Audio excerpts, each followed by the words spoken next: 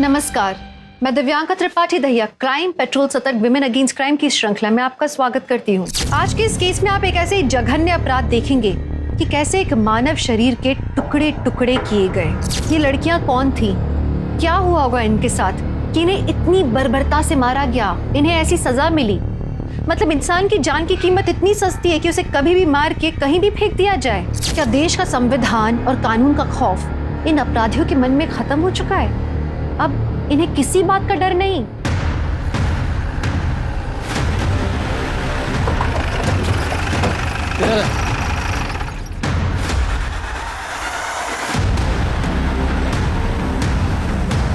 बिना सर की बॉडी? स्मिता जी चलो जरा आसपास देखो, बॉडी का सर कहाँ है? जी सर।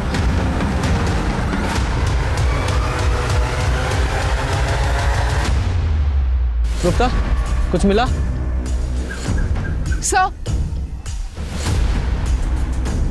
सर जैसे आपने देखा लाश पे कपड़े नहीं थे, सिर भी गायब है। सर बॉडी को देख के लगता है 1-2 दिन पहले मौत हुई।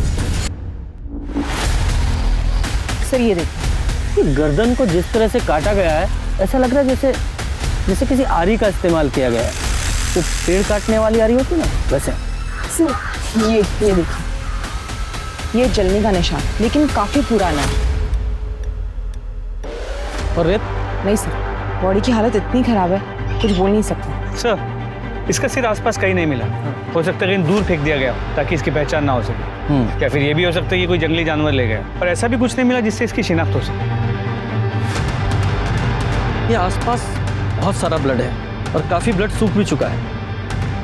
इस ब्लड को सैंपल के लिए लैब में भेजो, बॉडी को पोस्टमार्टम के लिए भेजो, और साथ ही चेक करो कि पूरे मिर्जापुर में कितने मिसिंग कंप्लेंट है। जी सर। इंसान एक हफ्ते में अपनी जिंदगी बदल लेता है, लेकिन हमारी मिर्जापुर की पुलिस एक हेडलेस बॉडी की शिनाख्त तक नहीं कर पाई एक हफ्ते में। पुलिस और प्रशासन का ऐसा ही ढीला रवैया अपराधियों के मनोबल को बढ़ावा देता है और वो खुलेआम जुर्म करके निकल जाते हैं। चलिए हमारे पुलिस इंस्पेक्टर सर से ही पूछते हैं कि एक हफ्ते बाद भी पुलिस हाथ पे हाथ रख के क्यों बैठी है। सर बताइए। सर तहकीकात चल रही है, प्लीज। Thank you sir. अपराधियों को पकड़ने की क्या योजना है आपके पास? सर हमेशा की तरह पुलिस के पास इस केस के लिए भी एक ही जवाब है कि तहकीकात जारी है। ये तहकीकात की ABCD ही नहीं आती और माइक उठा के कुछ भी बोलने लगती है नंदिनी। मीडिया ने ना दिमाग खराब करके रखा है मेरा। PM रिपोर्ट का क्या हुआ शर्मा? सर पोस्टमार्टम रिपोर्ट से पता चला लड़की की उम्र 20-22 साल थी और मौत का समय 4 जनवरी को दोपहर 3 से 5 के बीच। यानी कि जब हमें बॉडी मिली उसको 2 दिन पहले। जी सर, सेक्सुअल असॉल्ट या रेप का कोई निशान नहीं है, लेकिन लड़की सेक्सुअली एक्टिव थी। इसका मतलब है इस रिपोर्ट से भी कोई क्लू नहीं मिला जिससे इस लड़की की शिनाख्त हो सके। शर्मा, इस लड़की की डिटेल्स मीडिया के साथ शेयर करो और अनाउंस करो कि जो भी इस केस में हमारी मदद करेगा उसे 25,000 का इनाम दिया जाएगा। शायद कोई मदद के लिए सामने आए। सर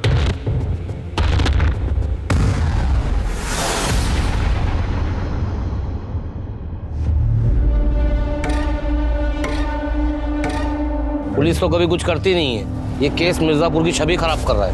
खूनी को पकड़ना पुलिस का काम है। पुलिस अपना काम कर रही है और हम तो पूरा सहयोग कर रहे हैं ना। और क्या करते सर हैं? आपसे कोई क्लियर जवाब नहीं मिल पा रहा है। जनता आपसे सवाल नहीं पूछेगी तो किससे? सर जनता आपसे नहीं पूछेगी तो किससे पूछ? सर दर्शकों, अब तक की सबसे बड़ी खबर अभी अभी हमारे सूत्रों से पता चला है कि इनाम की राशि को 10 गुना बढ़ा दिया गया है। यानी इनाम की राशि अब 2.5 लाख रुपए कर दी गई है। काश हमारी मिर्जापुर की पुलिस भी 10 गुना ज्यादा मेहनत करती तो शायद ये केस जल्दी सॉल्व हो जाता। लगता है ये केस भी जनता के हाथों में सॉल्व करना ही लिखा है। हम आपको एक बार फिर से याद दिला दें कि बॉडी के सीधे पैर पर जले का निशान है और बाएं कंधे पर तिल।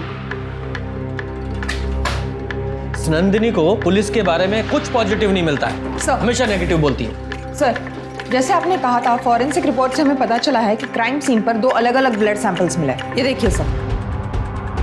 सर ये भी तो मुमकिन है कि जिसने भी ये खून किया है बॉडी काटते समय उसे भी घाव हो गया और वो दूसरा खून उसका हो। लेकिन क्राइम सीन पर जितना ब्लड था उसे देखकर ऐसा नहीं लगता वो किसी छोटे मोटे घाव से निकला है या किसी एक लाश का है। जरूर कोई दूसरा भी था। सर इसका मतलब आप कह रहे हैं कि 1 से ज्यादा खून हुए हैं? हाँ, लग तो ऐसे ही रहा है कि 1 नहीं 2 खून हुए हैं। शर्मा, एक काम करो, जितने भी हार्डवेयर हैं, टूल के स्टोर हैं, वहाँ पे पता करो किसी ने इलेक्ट्रिक शॉक खरीदी थी क्या। लेकिन सर इलेक्ट्रिक आ रही है क्यों? क्योंकि पोस्टमार्टम रिपोर्ट के हिसाब से जिस तरह का क्लीन कट लगा हुआ था वो किसी हाथ की आरी से पॉसिबल नहीं है। उसके लिए ज़रूर इलेक्ट्रिक सॉ लगा है। ज़रा पता करो। जी सर। और हाँ, वो डॉग स्क्वाड से कुछ पता चला? सर डॉग स्क्वाड की मदद से हम हाईवे तक जा पहुंचे, उसके आगे कुछ नहीं।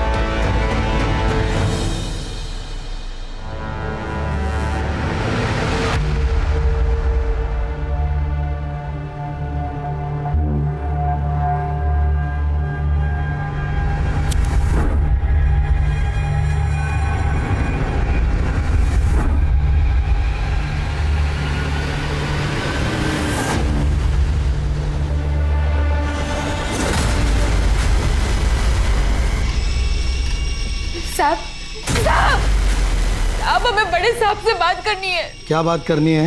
वो खबरों में देखा कि एक लाश मिली है, सर कटी लाश। सर, आपसे मिलना चाहता सब वो जो खबरों में लाश दिखा रहे हो वो हमारी बेटी की लाश है सर। बैठिए। हमें लगता कि वो हमारी बेटी मुनीरा है साहब।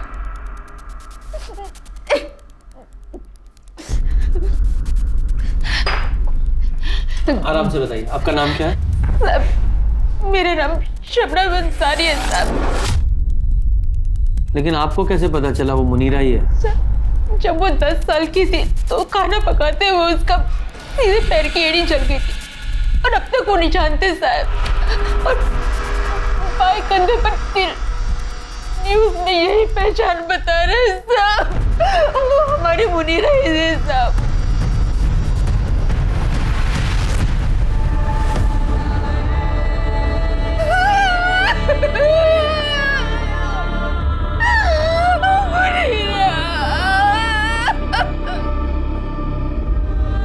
साहब हम घर में मोमबत्ती और दिया बनाने का काम करते हैं साहब, और हमारी मुनीरा मिर्जापुर की दुकानों में उसे बेचा करती थी। उसी दौरान उसकी मुलाकात नवाज शेख नाम के एक आदमी से हुई और थोड़ी दिनों में दोनों को प्यार हो गया। हम इन्हें दोनों का निकाह करवाया था। कबूल है? कबूल है। लेकिन निकाह के बाद मुनीरा को पता लगा कि नवाज शेख शादीशुदा है। वो बर्दाश्त नहीं कर पाई और 3 महीने पहले वो नवाज शेख को छोड़कर वापस घर आ गई साहब। मुनीरा, हमारी बच्ची सब ठीक हो जाएगा, अल्लाह पे भरोसा रखो। अम्मी, हमारे साथ ही ऐसा क्यों होता है? नवाज ने हमें धोखा क्यों दिया? ऐसे मत रो बच्चा, तू तो हमारा बहादुर बच्चा है ना? अम्मी हम आपको छोड़कर कभी कहीं नहीं जाएंगे, उम्र भर आपके साथ ही रहेंगे। उसने अपने आप को संभाला साहब और फिर से मिर्जापुर की दुकानों में सामान बेचने का काम शुरू कर दिया। लेकिन 2 महीने पहले उसकी मुलाकात आलम नाम के एक शख्स से हुई और दोनों को प्यार हो गया साहब। मुनीरा, कहाँ जा रही हो तुम? अभी एक रिश्ते से निकलकर तुम संभली भी नहीं हो और तुम दूसरे रिश्ते में जा रही हो। हमें लगता है कि तुम जल्दबाजी कर रही हो। अम्मी आप भरोसा रखें, हम इस बार कोई जल्दबाजी नहीं करेंगे, सच्ची। और आलम को परखने के बाद ही हम उससे निकाह करेंगे। लेकिन किसी को परखने के लिए उसके साथ बिना निकाह किए रहना ये सही नहीं है बेटा। अम्मी हमारा दिल कहता है कि इस बार सब ठीक हो जाएगा, सब सही हो जाएगा, भरोसा रखें हम पे। लेकिन बेटा, अम्मी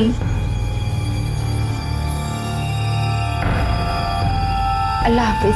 अल्लाह हाफिज।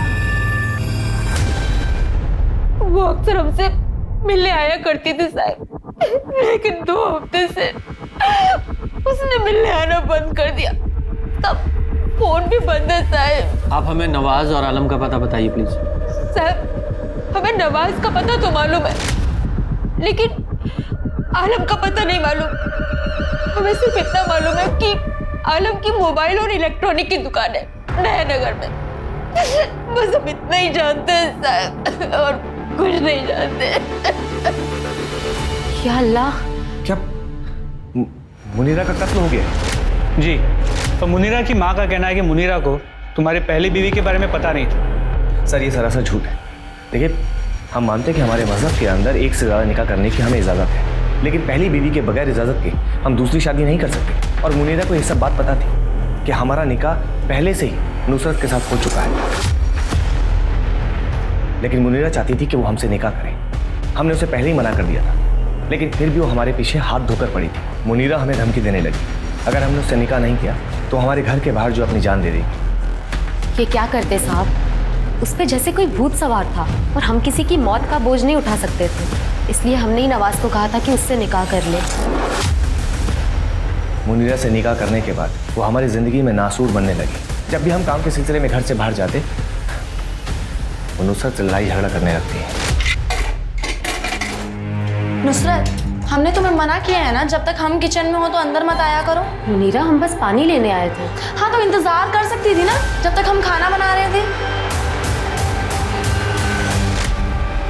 मुनीरा चाहती थी कि हम नुसरत को छोड़ दें, लेकिन हमने उसे साफ साफ इनकार कर दिया कि हम नुसरत को नहीं छोड़ सकते। उसके बाद हमारी जिंदगी बद से बदतर बनने लगी और 3 महीने पहले अचानक मुनीरा घर छोड़कर चली गई। तो तुमने उसे ढूंढने की कोशिश नहीं की? तुम्हारी बीवी थी वो? जी सर, हमारी बीवी थी, लेकिन आपने सुना होगा ना कि तुम रूठे हम छूटे। हमें लगा कि भला टल गई, इसीलिए हमने उसे कांटेक्ट करने की कोशिश नहीं की। आलम को जानते हो? आलम? कौन आलम सर? 4 जनवरी को तुम दोनों कहा था। सर हम बदायूं गए थे अपने एक रिश्तेदार के निकाह में और रात को लौट के वापस आए थे। तुम्हारे सभी रिश्तेदारों की डिटेल चाहिए हमें। जी।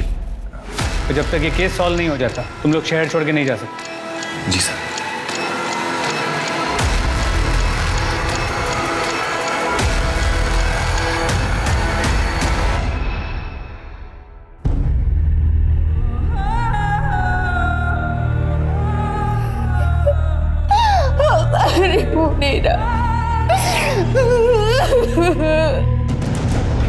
सर नुसरत और नवाज ने हमें जो कुछ भी बताया था सब सही है। 4 जनवरी को वो दोनों भदोई में ही थे। लेकिन कत्ल कराया भी तो जा सकता है, क्योंकि इन दोनों के पास मोटिव है मुनीरा को मारने का। और सवाल यह है कि क्राइम स्पॉट पर जो दूसरा ब्लड मिला वो किसका था? शर्मा, एक काम करो, इन दोनों मियाँ बीवी की और डिटेल्स निकालो और शबनम ने जो मुनीरा का नंबर दिया था उसकी भी CDR निकालो। जी सर। सर, आलम खान के घर का पता चल गया है। चलो।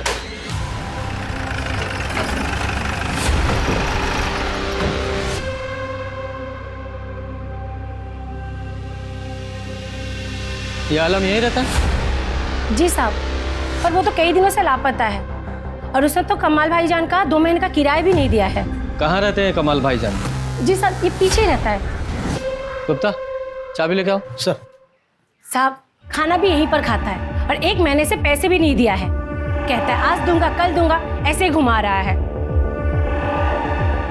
साहब, बिरयानी खाएंगे क्या? नहीं नहीं सर, चाबी मिल गई।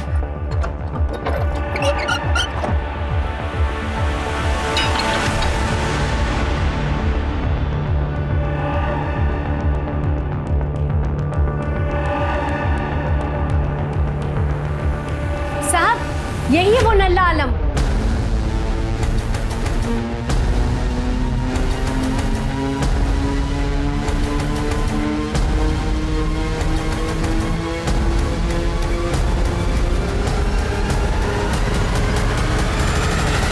सर, ये देखिए, इसमें कुछ है। बाहर निकालो।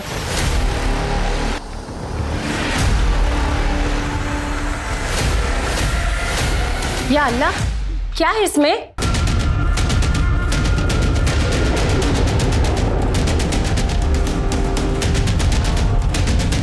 ये मुए ने क्या छुपा के रखा होगा इस पे? बाहर निकालो।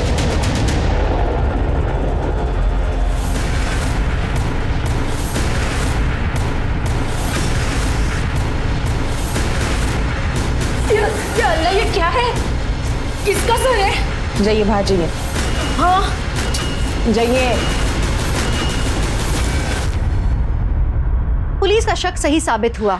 आलम के घर 2 सर मिलने का मतलब था कि 2 कत्ल हुए थे। DNA टेस्टिंग से यह भी साबित हो गया कि एक सर उनमें से मुनीरा का था, लेकिन दूसरा सर किसका था और उसका धड़ कहाँ था ये नहीं मालूम चल रहा था। क्या आलम इन दोनों का कातिल था? क्या उसने इन दोनों के सर अपने घर में यादगार की तरह रखे थे? अगर नहीं तो कातिल कौन था? क्या ये दोनों मामले अलग अलग थे? और अगर अलग अलग थे तो दोनों सर आलम के ही घर में क्यों मिले एक साथ? ऐसे बहुत सारे सवाल थे जिनके जवाब पुलिस ढूंढने की कोशिश कर रही थी, पर उन जवाबों तक वो पहुंच नहीं पा रही थी। पुलिस के ऊपर मीडिया का बहुत प्रेशर था। उन्होंने एड़ी चोटी का जोर लगा दिया था इस केस को सॉल्व करने के लिए। उन्होंने दुकानदारों से, सप्लायर्स से पार 100 के बारे में, बिजली से चलने वाली आरी के बारे में पता किया और उन्हें मालूम चला कि पिछले ही महीने कुछ पार 100 की बिक्री हुई थी, लेकिन वो सब बिजनेस के इस्तेमाल के लिए थे और उन्हें सुरक्षित लॉक करके रखा गया था। फिर पुलिस ने अपने खबरियों को एक्टिवेट किया 15 से 20 साल की लड़की की तलाश के लिए, जिसकी मिसिंग कंप्लेंट अभी तक नहीं हुई थी। साथ ही आलम की भी तलाश जारी थी, क्योंकि वही एक था जो इस पहेली को सुलझा सकता था। एक नहीं बल्कि दो लड़कियों की हत्याएं हुई है। पुलिस को 2 सर बरामद हुए हैं। इसी के चलते मिर्जापुर में भी 2 गुनी दहशत बढ़ गई है। पुलिस और प्रशासन पर भी 2 गुनी कीचड़ उछाली गई है। आखिर पुलिस कब तक इस केस में ढिलाई देती रहेगी? ये केस महिलाओं की सुरक्षा के लिए एक बहुत बड़ा प्रश्न चिन्ह है। क्या पुलिस सही दिशा में तहकीकात कर रही है? अरे मियाँ, दरवाजा खोलिए। कौन? प्रधान जी ने चुनाव जीतने की खुशी में सबको मिठाई और तोहफे दिए हैं। जल्दी दरवाजा खोलिए और अपना तोहफा ले लीजिए। हमें और भी घरों में जाना है। ये लीजिए आपकी मिठाई और ये तुम्हारा तोहफा। अरे कौन है? आपने कुछ नहीं किया साहब। कुछ नहीं किया तूने? 2 लड़कियों को मार के उनके सर काट के घर में रखे हुए हैं, बोल रहा है कुछ नहीं किया है। वो दूसरी लड़की कौन थी? साहब हमें नहीं पता। मुनीरा को तो जानता था ना? हाँ साहब, मुनीरा को तो मैं जब हम पिछले साल नवंबर में मिले थे साहब, हम दोनों ने बहुत अच्छा टाइम बिताया था। वो बाद में निकाह पर जोर डालने लगी थी साहब। आलम, अब ना हमें निकाह कर लेना चाहिए। निकाह? हाँ, हमें तुम्हारे साथ जिंदगी बतानी है। ये तो उसके लिए निकाह की क्या जरूरत है? हम लोग ऐसे भी साथ में रह सकते हैं। तुम हमारे साथ निकाह करना चाहते हो कि नहीं?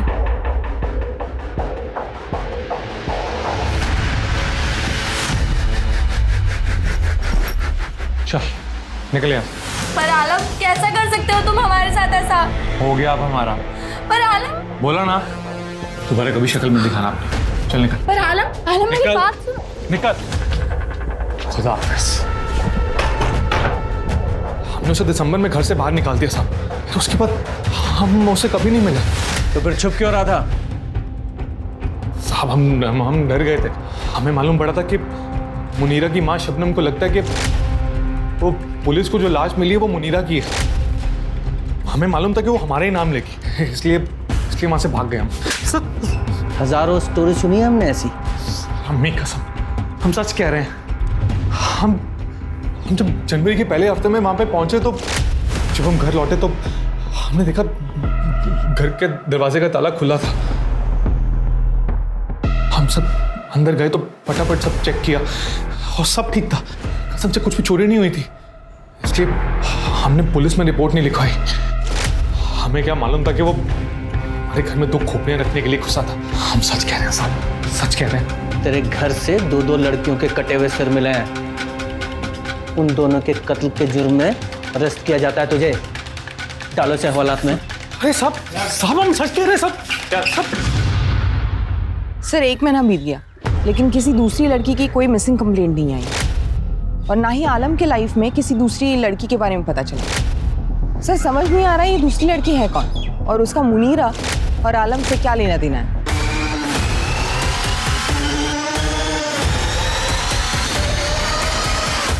तो मुझे लगता है किसी ने जानबूझकर दोनों सिर आलम के घर में रखे थे ताकि उसे फंसा सके। हाँ, लेकिन आलम को फंसाने के लिए तो मुनीरा का सर ही काफी था। 2 क्यों? मुझे लगता है ये आलम ही कातिल है। इसे अच्छे से तोड़ो, सब बकेगा।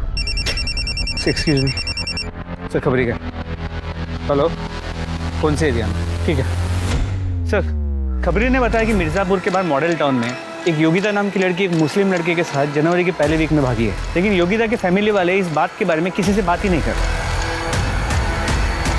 योगिता कहाँ है? मतलब अपनी ससुराल में होगी दिल्ली में, और कहाँ? ससुराल में होगी? मतलब उसकी शादी हो गई? कब? 2 महीने पहले। 2 महीने पहले उसकी शादी हो गई। आपके किसी भी पड़ोसी को नहीं पता? हाँ, नहीं पता पड़ोसियों को। हमने किसी को शादी में बुलाया नहीं था। छोटे रूप में की थी शादी। कोई दिक्कत? आपके दामाद का नाम क्या है? लक्ष्मण चौरसिया। फोटो दिखाइए। फोटो दिखाओ।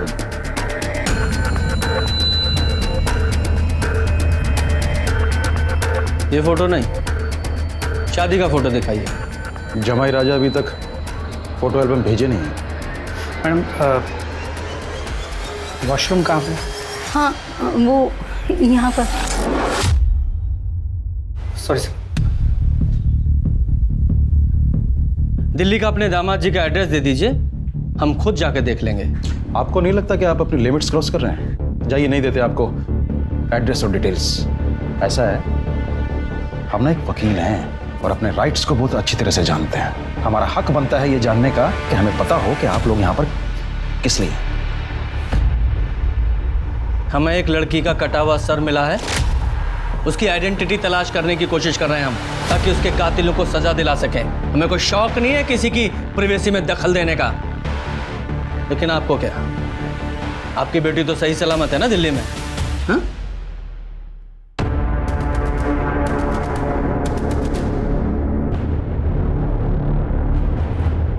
चलो Sharma,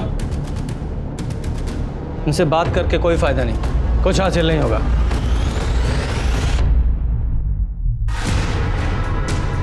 sir. Sharma very good. इसमें लगे बालों को तुरंत डीएनए टेस्ट के लिए भेजो और उनसे कहो कि इसकी रिपोर्ट जल्द से जल्द भेजें। सर।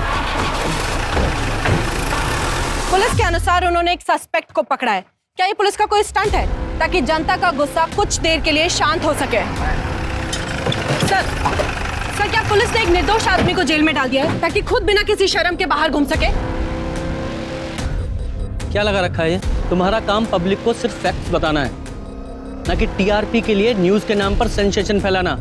और ये आधी अधूरी जानकारी पब्लिक में सिर्फ भय और उत्सुकता पैदा करती है और कुछ नहीं। तो तुम्हें क्या बार बार बोलती हो पुलिस कुछ नहीं कर रही है, पुलिस कुछ नहीं कर रही है? तुम्हें क्या पता है हम क्या कर रहे हैं या क्या नहीं कर रहे हैं? हा? हम हर 2 मिनट में माइक लेकर पब्लिक को नहीं बताते कि हम क्या कर रहे हैं क्या नहीं कर रहे हैं। इसका मतलब ये नहीं कि हम कुछ कर नहीं रहे हैं। और केस के बारे में सारी जानकारी पब्लिक डोमेन में दे देंगे तो केस को नुकसान होगा कि नहीं होगा? जितनी जानकारी तुम्हारे पास है उसके सिर्फ फैक्ट्स पब्लिक को बताओ, पब्लिक तुम्हें थैंक यू बोलेगी। मैम हमारी बात तो सुनिए। हमने कुछ नहीं किया मैम, हम कुछ नहीं जानते सर, सच बता रहे हैं हम।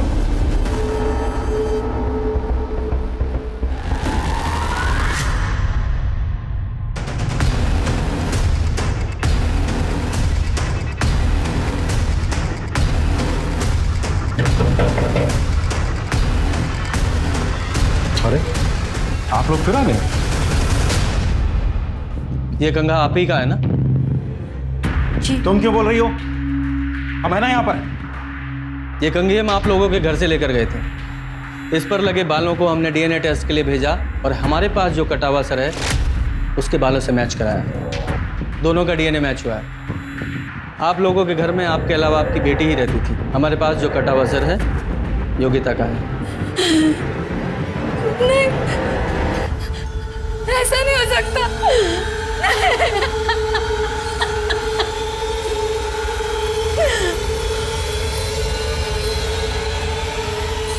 हम केस करेंगे आपके ऊपर। आपने इलीगल तौर पे हमारे घर से कंघा लिया है, ये अनऑफिशियल है। और एक बात बताएं आपको, कोर्ट में ना ये डीएनए रिपोर्ट खारिज हो जाएगी 1 सेकंड में। हम तुम्हारी बेटी के कातिलों को ढूंढने की कोशिश कर रहे हैं और तुम हम पर मुकदमा ठोकने की बात कर रहे हो। कहीं ऐसा तो नहीं कि तुमने ही अपनी बेटी को मारा है? हम क्यों मारेंगे योगिता को? तो तुम बताओ। झूठ बोला है ना हमसे? केस में झूठी जानकारी दी है तुमने हमें। तुम लॉयर हो ना, अच्छी तरह से जानते होगे कि झूठी जानकारी देने के जुर्म में मैं तुम्हें अरेस्ट कर सकता हूँ। मैं अरेस्ट करके थाने लेके जाऊंगा, वहां तुम्हारा डीएनए टेस्ट करूंगा, तुम्हारे हलक में से निकलवाऊंगा फिर। सर वो योगी। ठीक है सर, हम सच बताते हैं। हम मानते हैं कि हमने योगिता की शादी वाली बात और उसके दिल्ली में रहने वाली बात को झूठ बोला है। वो कुछ दिन पहले अचानक गायब हो गई थी और हमने सोचा कि वापस आ जाएगी, इसलिए पुलिस में कंप्लेंट नहीं किए थे बस। योगिता आपके घर से 4 जनवरी को गई थी ना? आप हमारी वाइफ से सवाल क्यों पूछ रहे हैं? हम बता रहे हैं आपको कि 4 जनवरी था। इससे ज्यादा हमें कुछ नहीं पता है। शर्मिंदगी की वजह से हम मिसिंग कंप्लेंट नहीं किए थे बस।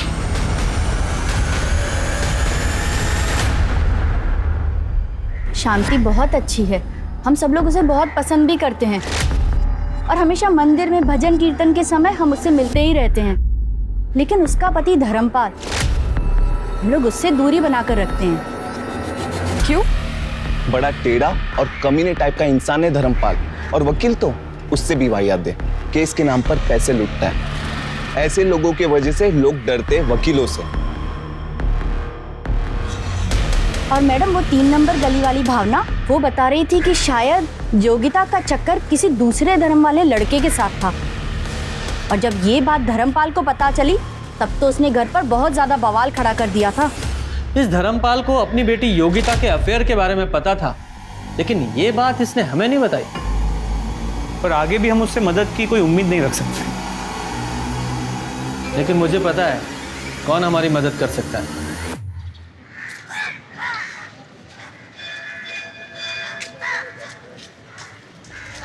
नमस्ते। आप यहाँ क्या कर रही हैं? आप जाइए यहाँ से। देखिए, इस केस को सॉल्व करने के लिए और योगिता के कातिलों को पकड़ने के लिए हम यहाँ पर आपसे मदद मांगने आए हैं। देखिए, आप हमारे पति को नहीं जानती। अगर उन्होंने हम दोनों को साथ में यहाँ देख लिया, योगिता वापस तो नहीं आ सकती, लेकिन उसके कातिलों को सजा जरूर मिल सकती है। और हमें यकीन है कि भगवान भी यही चाहते हैं। ये सब तब शुरू हुआ जब हमारी बच्ची योगिता को इमरान सिद्दीकी नाम के एक लड़के से प्यार हो गया। दो ना। योगिता!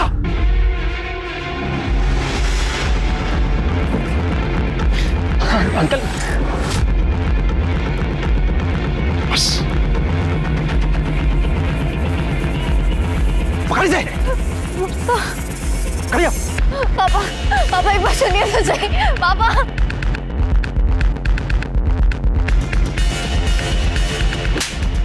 इसी दिन के लिए तुझे पढ़ाया लिखाया था, आजादी दी थी। शांति, आज के बाद ना ये घर से तब तक नहीं निकलेगी जब तक कि हम अपनी जाति का लड़का देखकर इसकी शादी ना कर दें। पापा, आप किस जमाने में जी रहे हैं? ये कौन सा तरीका अपने पापा से बात करने का? तुम्हारे भले के लिए तो कह रहे हो। माँ आप भी जानती है कि पापा गलत है।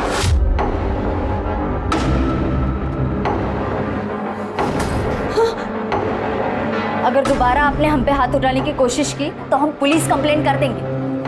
अगर आप वकील हैं तो हम भी अपने अधिकार जानते हैं और हम 20 साल के हो चुके हैं। अगर इस देश में हम अपने मर्जी से वोट कर सकते हैं ना, तो हम शादी भी अपने मर्जी से ही करेंगे। हम भी देखते हैं कि कैसे करते हैं। Happy birthday to you। Yogita,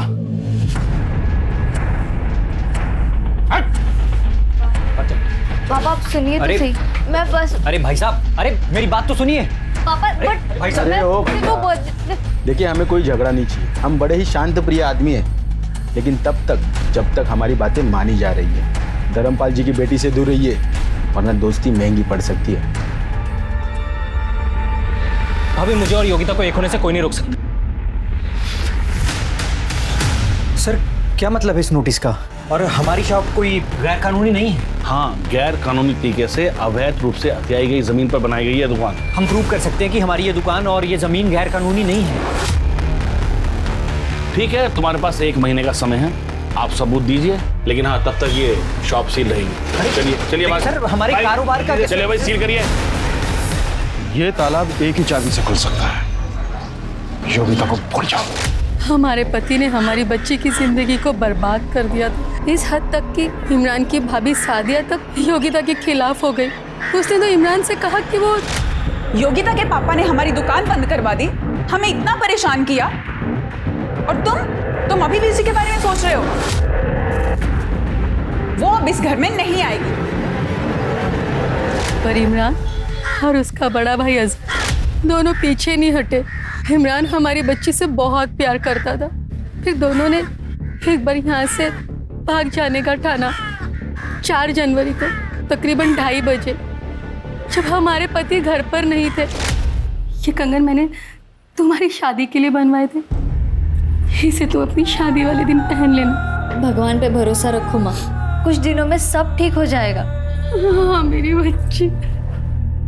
उस दिन हमने हमारी बच्ची को आखिरी बार जाते हुए देखा, उसके बाद उसका कभी कोई फोन नहीं आया। ये योगिता इमरान के साथ भागने वाली थी जब इसका खून हुआ। सर योगिता भागने वाली थी ये सिर्फ 2 लोगों को पता था, इमरान और दूसरा उसकी माँ शांति।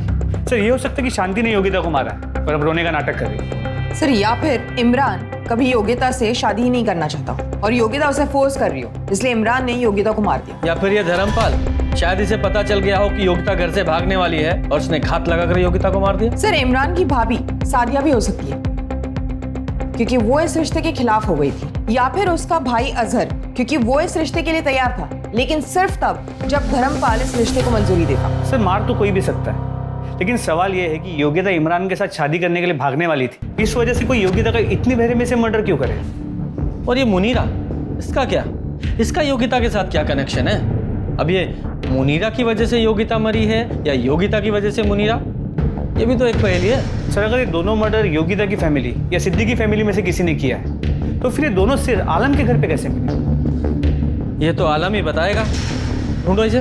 लेकिन इससे पहले इसे इमरान को उठा के लेके आओ, देखें ये क्या कहानी सुनाता है।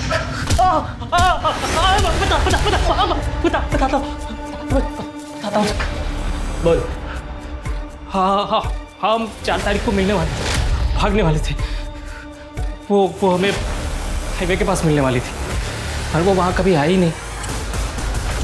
हमें क्या पता कि वो आई या नहीं, तेरे दिमाग में कुछ अलग खिचड़ी पक रही हो। तूने उसे वापस जाने के लिए कहा, वो नहीं गई तो मार दिया उसे, क्योंकि आखिरी कॉल योगिता ने तुझे किया था। सर ये आप क्या कह रहे हैं? हम उसे क्यों मारेंगे? हम तो उससे शादी करने वाले थे। हम दोनों इसलिए तो उस रोज अपने अपने घर से भागे थे। फिर पता नहीं अपने बाप के डर से शायद उसने अपने कदम पीछे खींच लिए। हमें इसी बात का तो सबसे ज़्यादा दुख हुआ था कि उसने हमें ये बात बताने की जहमत तक नहीं उठाई। उस रोज़ इंतज़ार करते हुए हमने उसे बहुत से कॉल और मैसेजेस किए, पर उसने एक भी कॉल का रिप्लाई नहीं दिया सर।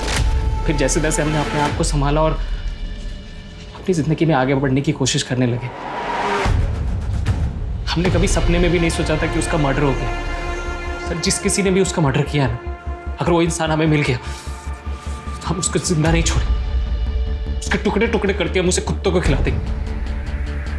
हारियों की तरह हमें धोखा नहीं दिया था। इमरान का इस तरह आवेश में आकर बोला हुआ हर शब्द 2 तरफ इशारे कर रहा था। एक ये कि या तो वो सच बोल रहा था या फिर वो बहुत अच्छा एक्टर था, लेकिन किसी भी सूरत में पुलिस का शक उस पर बना हुआ था। पुलिस ये समझने की कोशिश कर रही थी कि क्या हुआ था और क्यों हुआ था।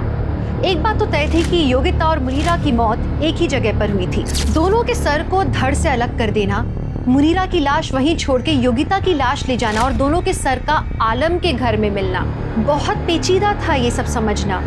तो क्या आलम ने दोनों की हत्या की थी? और अगर नहीं की थी तो किसने की थी? और क्या वो इंसान इन दोनों लड़कियों को जानता था? पुलिस को अभी तक इन दोनों के बीच में कोई कनेक्शन नहीं नजर आ रहा था। एक बात तो तय थी कि इन दोनों की मौत के पीछे किसी सनकी का हाथ था, लेकिन ये समझ नहीं आ रहा था कि उन दोनों लड़कियों को जिनके बीच में कोई संबंध नहीं था, मारने के लिए उन्हें क्यों चुना गया। पुलिस यही सब सुलझाने में लगी थी, तभी एक सुराग उनके हाथ लगा जो शायद इस केस को सुलझा सकता था। सर ये इंदु जोशी है, योगिता की बचपन की सहेली। सर ये आपको कुछ बताना चाहती है। बैठो बेटा। हाँ बोलो। सर योगिता को धमकी मिली थी। सुन लड़की, अपने ही धर्म में रह, समझी? दूसरे धर्म को भूल जा, वरना हम भूल जाएंगे तुम हमारे धर्म की लड़की हो, समझे? योगिता बहुत घबरा गई थी सर, लेकिन फिर उसने अपने आप को संभाला और वही करने की सोची जो वो करना चाहती थी। अच्छा तुम तो योगिता को बचपन से जानती हो, उसकी बेस्ट फ्रेंड हो, तुम्हें क्या लगता है किसने किया होगा उसके साथ ये? धर्मपाल अंकल।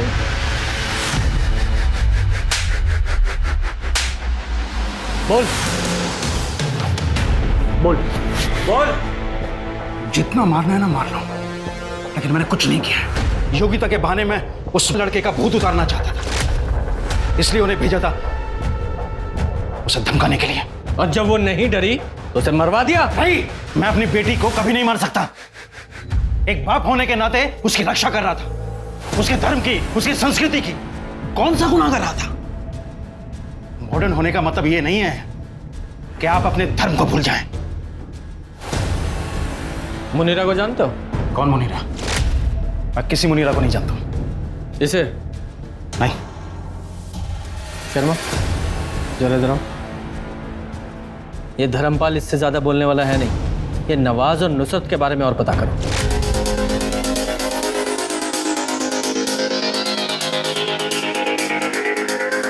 नवाज और नुसरत की जोड़ी तो बड़ी कमाल की है, माशाअल्लाह। अच्छा हुआ दोनों फिर से साथ में आ गए। मतलब जब नवाज ने मुनीरा से शादी की थी तो नुसरत उसे छोड़ चुकी थी। जी सर, और सर ये भी पता चला है कि नुसरत उसी दिन घर छोड़ के गई थी जिस दिन नवाज ने मुनीरा से शादी की थी। तो नुसरत के रजामंदी का और मुनीरा का घर पे रह के झगड़े करने का तो सवाल ही पैदा नहीं होता, क्योंकि नुसरत कभी घर पे थी ही नहीं। और सर मुनीरा के घर से निकल जाने के बाद नुसरत घर वापस आई। लोगों का ये भी कहना है कि नुसरत के भाई जफर का नवाज पे काफी प्रेशर है और इस जफर का रिकॉर्ड भी कुछ अच्छा नहीं है सर। हम मानते हैं कि हमने आपसे झूठ कहा। अगर आपसे झूठ नहीं कहते तो मुनीरा के कत्ल में आप हमें जिम्मेदार समझते हैं। ये भी तो हो सकता है कि ये सब कुछ तुमने जफर के दबाव में आगे किया है। दबाव? कैसा दबाव सर? हम तो उससे कोई वास्ता ही नहीं रखते। तुम्हारी, नुसरत की और मुनीरा की पूरी कहानी हमें पता है। अब सब कुछ सच सच बता दो। सर वो मुनीरा को हमारे और नुसरत के निकाह के बारे में नहीं पता था। तो तुमने उसे बताना जरूरी भी नहीं समझा? क्यों? सर वो बहुत सुंदर थी, हम उससे निकाह करना चाहते, लेकिन निकाह के कुछ दिनों बाद ही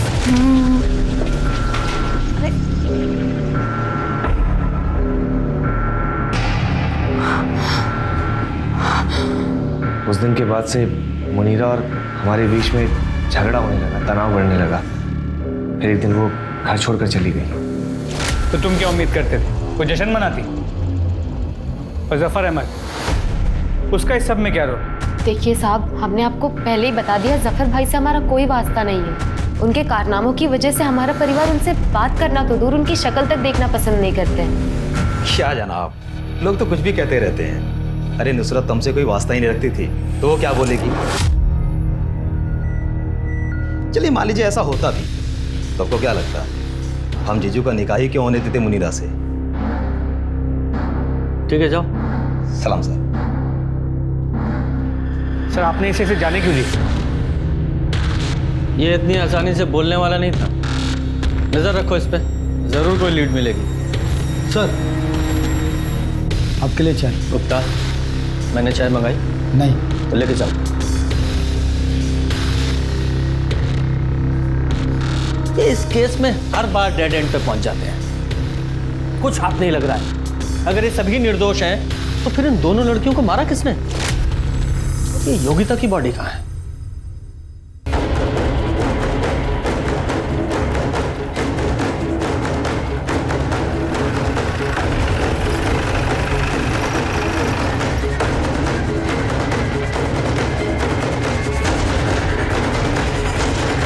शर्मा, बॉडी निकालने के लिए किसी को बुलाओ।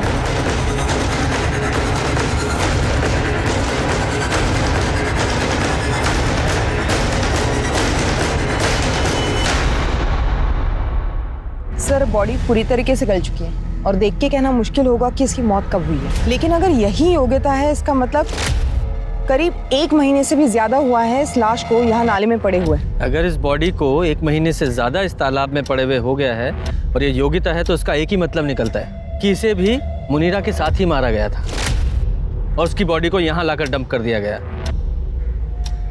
बॉडी के सिर्फ 4 ही टुकड़े हैं। शायद बॉडी को इसलिए टुकड़े किए गए ताकि ट्रांसपोर्टेशन में आसानी हो, ताकि किसी छोटी गाड़ी मतलब बाइक, स्कूटर, रिक्शा पे ट्रांसपोर्ट किया जा सके। एग्जैक्टली। इसकी एक टांग गायब है। इधर ड्राइवर्स को बुलाओ और उसे खोजने की कोशिश करो। सर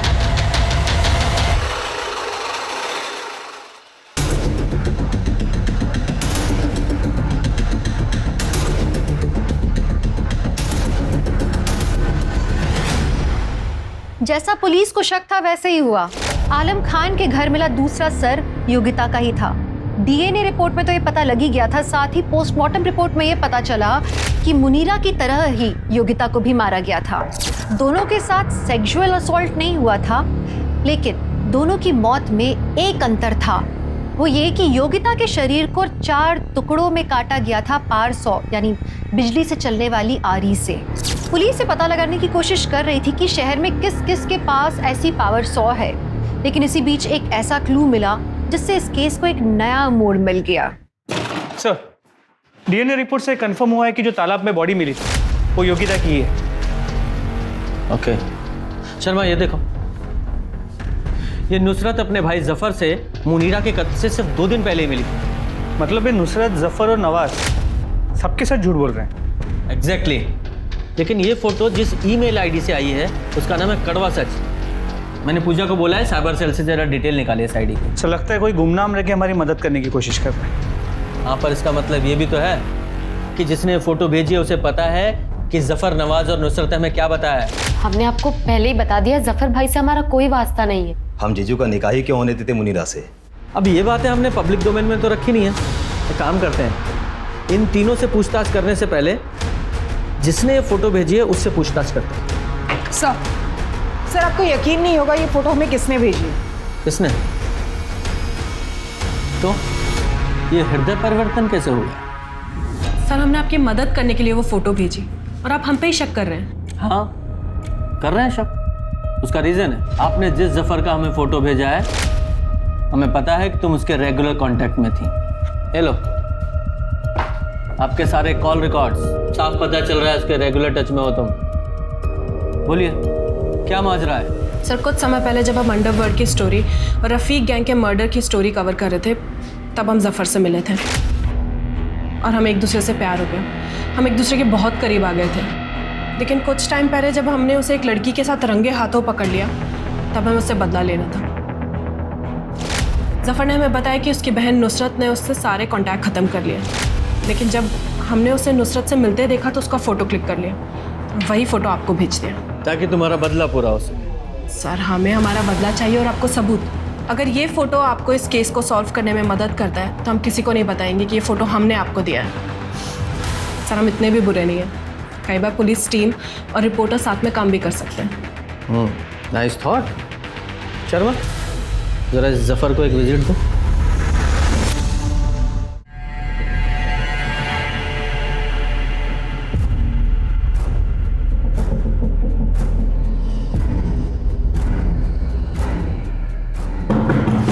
कौन है भाई? जफर भाई, आपके लिए पार्सल आया है। किसने भेजा है? देख लो।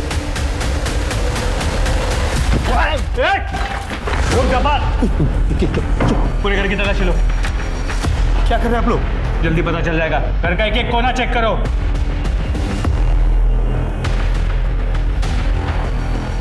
सर, 1 मिनट यहाँ आइए।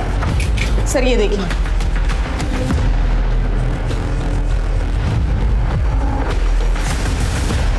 सर, ये देखिए सर,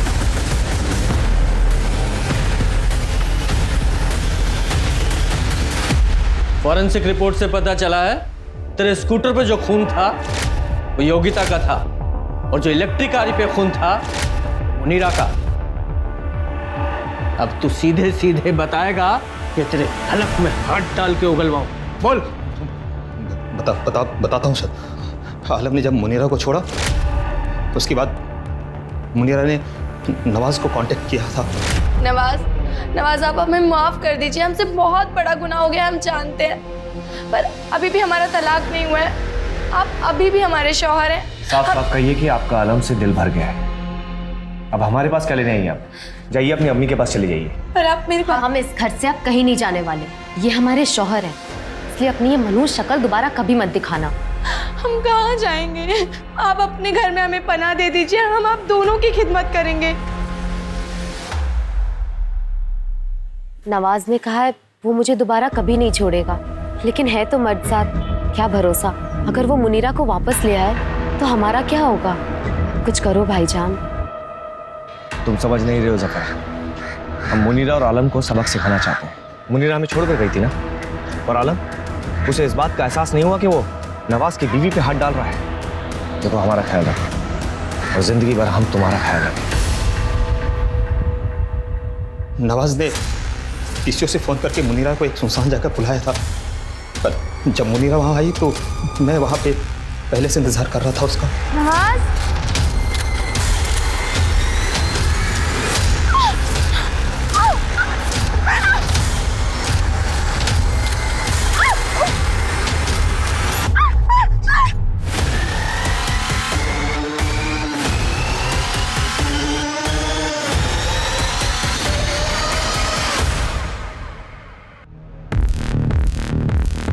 उसके बाद हमको पता था कि अब इसको मारना ही पड़ेगा और कोई चारा नहीं था हमारे पास।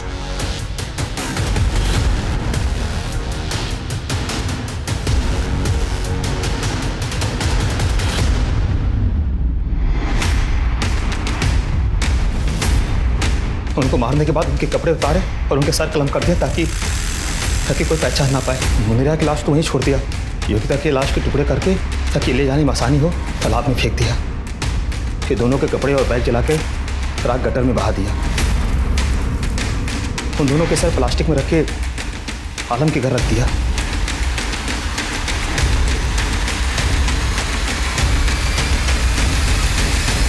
और वो इलेक्ट्रिक कार कहाँ से खरीदी?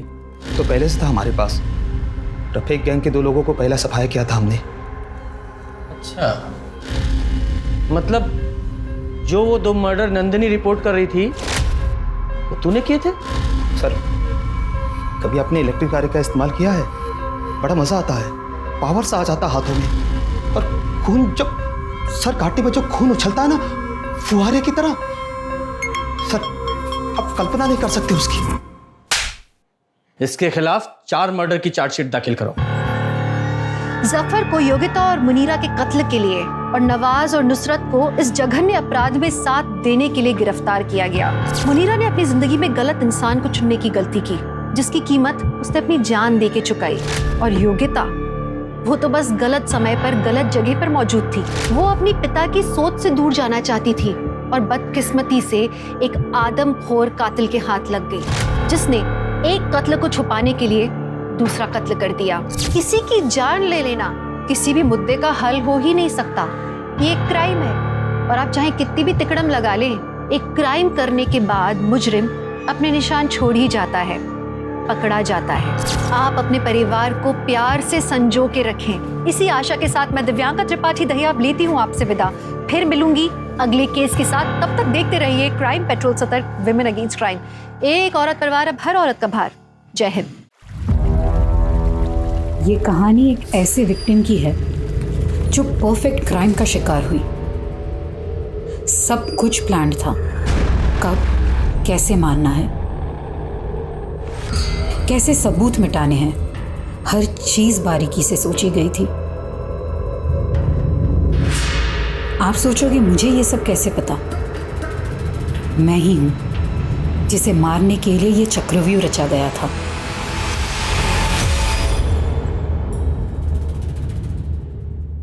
नमस्कार, मैं दिव्यांका त्रिपाठी दहिया क्राइम पेट्रोल सतर्क, विमेन अगेंस्ट क्राइम की श्रृंखला में आपका स्वागत करती हूँ। जिंदगी में अगले पल में क्या हो कोई नहीं जानता, लेकिन फिर भी हम हमेशा आने वाले पल के लिए फ्यूचर प्लान्स बनाते हैं, गोल सेट करते हैं, तैयारियों में लगे रहते हैं। लेकिन जिंदगी हमेशा चौंकाती है, कभी उम्मीद से ज्यादा दे देती है तो कभी उम्मीद से ज्यादा छीन लेती है।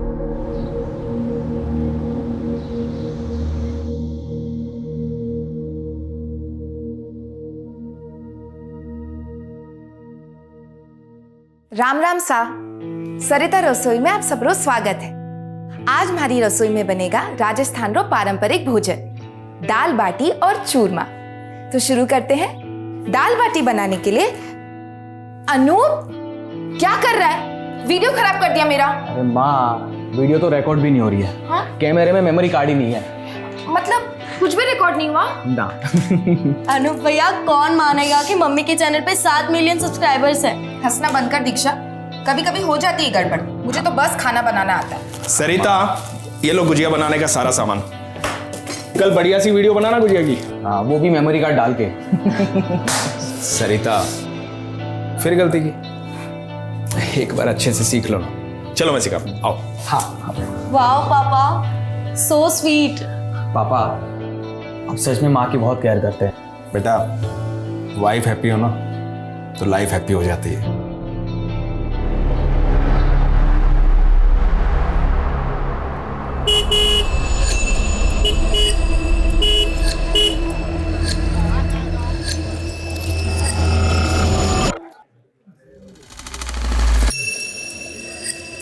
अरे हमको कुछ नहीं सुनना।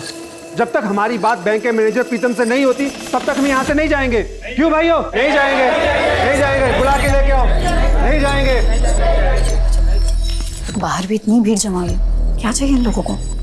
एक मिनट भाई लोगों, एक मिनट। हाँ देखो, थे लोग कतई भी परेशान ना हो।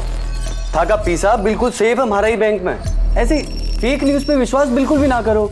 हाँ, और वैसे भी हमारे बैड लोन्स काफी कम हो चुके हैं, तो चिंता की कतई बात ना है। लेकिन हम रिस्क क्यों ले? हम रिस्क नहीं ले सकते। हमारी पूरी जिंदगी की जमा पूंजी इस बैंक में है। हमको हमारा अकाउंट खाली करना है। आप क्यों भाई करना है? सुनिए मेरी बात, मेरी बात सुनिए। आप पैसा आज ही चाहिए, आज ही चाहिए। आप मेरी बात। हे रुचिका, मुझे ना वो ओल्ड लोन्स की फाइल्स देखनी है, डेटा शीट प्रिपेयर करना है। बस 5 मिनट लगेंगे। अरे 5 क्या 10 मिनट ले, आजा। वैसे आज पब्लिक ने बहुत बवाल किया ना बैंक में। रोज रोज ऐसे चलेगा तो कैसे काम करेंगे? अरे तेरी लिपस्टिक स्मज हो गई है। हाँ चल तू आजा, मैं 5 मिनट में टचअप करके आती हूँ। हाँ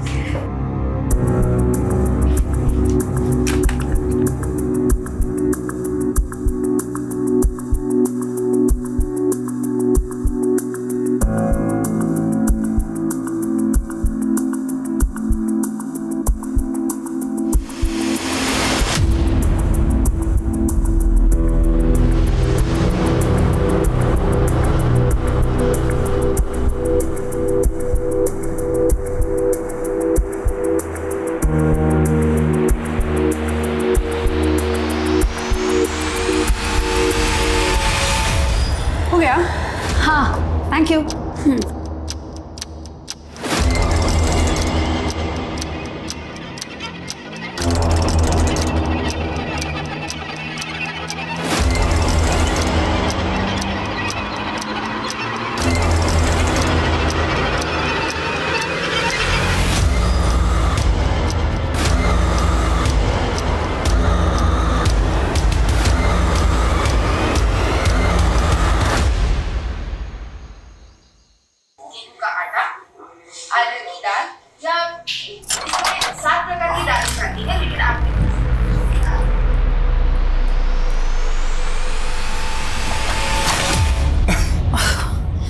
डरा दिया तुमने।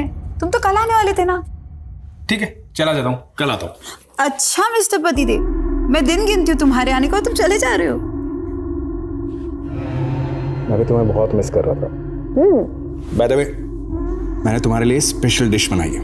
रियली? वाओ, क्या बनाया तुमने मेरे लिए? दाल बाटी। वो रसोई वाली औरत का वीडियो देख के? हाँ वो मुझे बहुत पसंद है ना, मतलब वो उसका खाना बनाने का स्टाइल। एक नंबर के फ्लर्ट हो ना तुम। Thanks for complement. फ्रेश हो जाओ।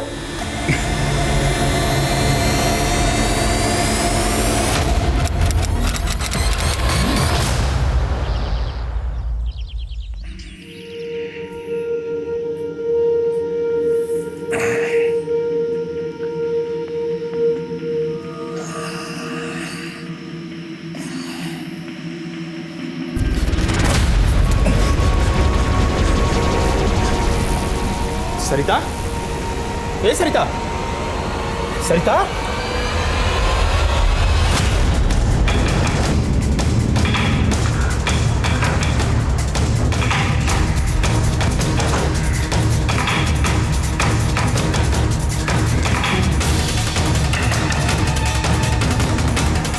सर विक्टिम का नाम सरिता अग्रवाल है।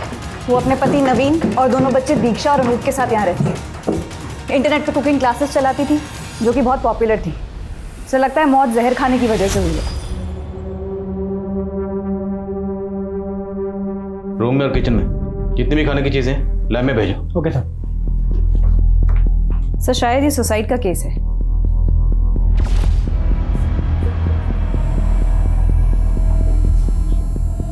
कल का कार्यक्रम, अगर किसी शख्स के जहन में खुदकुशी का ख्याल चल रहा हो तो कल की प्लानिंग करेगा। बॉडी को सबसे पहले किसने देखा? मेरे बेटे ने दरवाजा नॉक किया, तब मेरी आंख खुली थी सर। पापा आ रहा हूँ। क्या हो बेटा? पापा जयपुर के लिए 2 कैब चाहिए थी माथुर जी को, और ये डिटेल्स भेजी। ममा ममा सरिता, ममा सरिता, पापा ये है सरिता, ममा सरिता। तो आपकी बीवी की लाश तो ऊपर बेडरूम में पड़ी हुई, बिल्कुल बेड के पास। जगह जगह जिस तरह से उन्होंने वॉमिट कर रखा है, जाहिर है उनकी तबीयत रात को बहुत ख़राब हुई होगी, काफ़ी तड़पी होंगी, और आपको मदद के लिए भी बुलाया होगा। आपने कुछ नहीं सुना? मुझे नींद ना आने की प्रॉब्लम है सर। नींद की गोलियां लेके सोता हूँ, शायद इस वजह से कुछ सुनाई नहीं देता।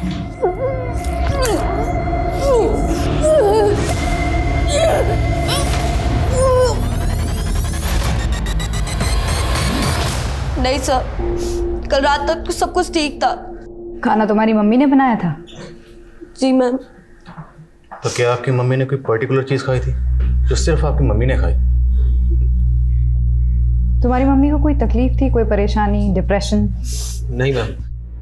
क्या वो सुसाइड कर सकती हैं? नहीं, मम्मा सुसाइड कर ही नहीं सकती सर, ये इम्पॉसिबल है। उनके कितने बड़े सपने थे, वो अपने कुकिंग के चैनल को आगे बढ़ाना चाहते थे। वो भैया को और मुझे यूएस भेजना चाहते थे हायर स्टडीज के लिए। सब मम्मा सुसाइड नहीं कर सकती।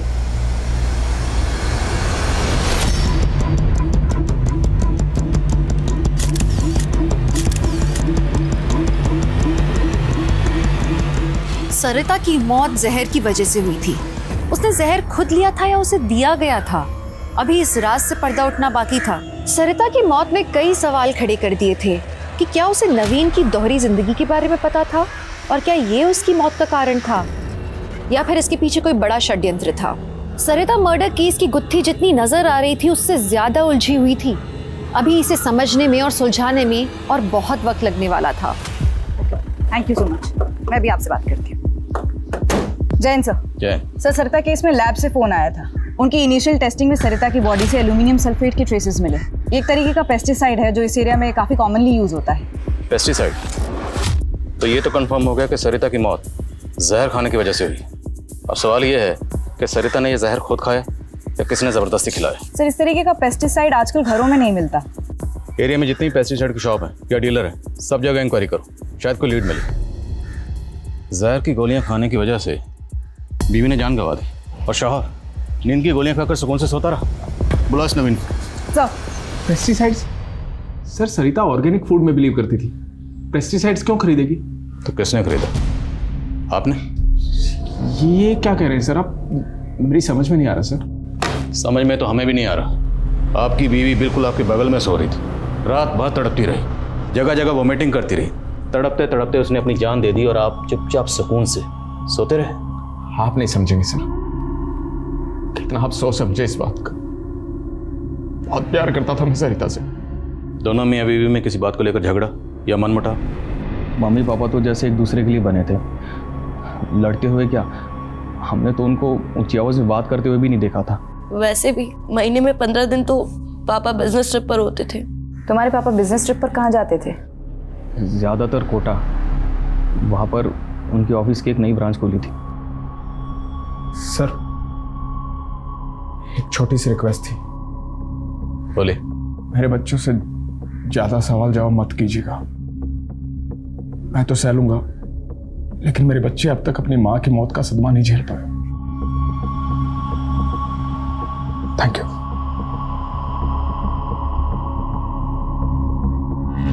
सर, नवीन अग्रवाल की कॉल डिटेल्स आ गई है। इस नंबर पे काफ़ी बातें हुई नवीन की। किसका नंबर है? मोनिका श्रीवास्तव, कोटा की रहने वाली है। पता लगाओ ये मोनिका श्रीवास्तव कौन है, डिटेल्स निकलो उसकी। सर। लक्ष्मी, 2 साल के अंदर जयपुर में हमारी नौकरी लग जाएगी, फिर हम वहीं बस जाएंगे। और हम शादी भी वही कर लेंगे। सुधीर, फिर से वही बात। मुझे नहीं लगता कि हमारी फैमिली हमारी शादी को मानेंगे। हम तुम्हें किसी हीरो हीरोइन की तरह भगा के लेके जाऊंगा तुम्हें। बापू, बापू मूंछ के बाल नहीं निकले तेरे अब तक और शादी करने चला है। ये दूसरी जाति की लड़की के साथ शादी करेगा तू? नालायक। बापू वाली बात तू क्या देख रही? चलेगा यहाँ से, लेगा भाग यहाँ से। मैं तेरे बाप को जाके सब बता देंगे हम। राम राम सा। आज मैं कोई रेसिपी नहीं बताने वाली। एक बेचैनी है जो आपके साथ बांटना चाहती हूँ। मुझे लगता था मेरी दुनिया में सब ठीक है, कोई दुख नहीं है, लेकिन फिर अचानक मुझे पता चला कि मैं एक भ्रम में जी रही थी। जो सोचा था सब झूठ था। रिश्ता झूठा, प्यार झूठा, सब झूठ।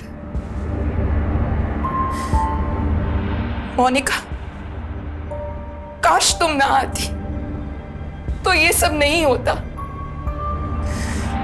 जो कुछ भी हुआ तुम्हारी वजह से हुआ। तुमने तबाह कर दी मेरी जिंदगी। सर, सरिता इसी कैमरे से कुकिंग वीडियोस बनाती थी। इसी में हमें ये वीडियो मिला।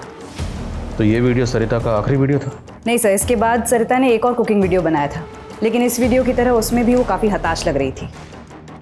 सुसाइड पॉसिबल है। इस वीडियो में सरिता ने किसी मोनिका का जिक्र किया है और नवीन के कॉल रिकॉर्ड में भी किसी मोनिका का जिक्र है। मोनिका श्रीवास्तव। मोनिका श्रीवास्तव। क्या ये दोनों मोनिका एक ही हैं? और अगर हैं तो ये मोनिका श्रीवास्तव कौन है? सर, कोई मोनिका श्रीवास्तव से मिलने आई है। आप नवीन की पत्नी हैं? जी। नवीन पहले से शादीशुदा है, उसके 2 बच्चे हैं, ये सब पता है आपको? 4 दिन पहले ही पता चला। आपको सरिता के बारे में कैसे पता चला?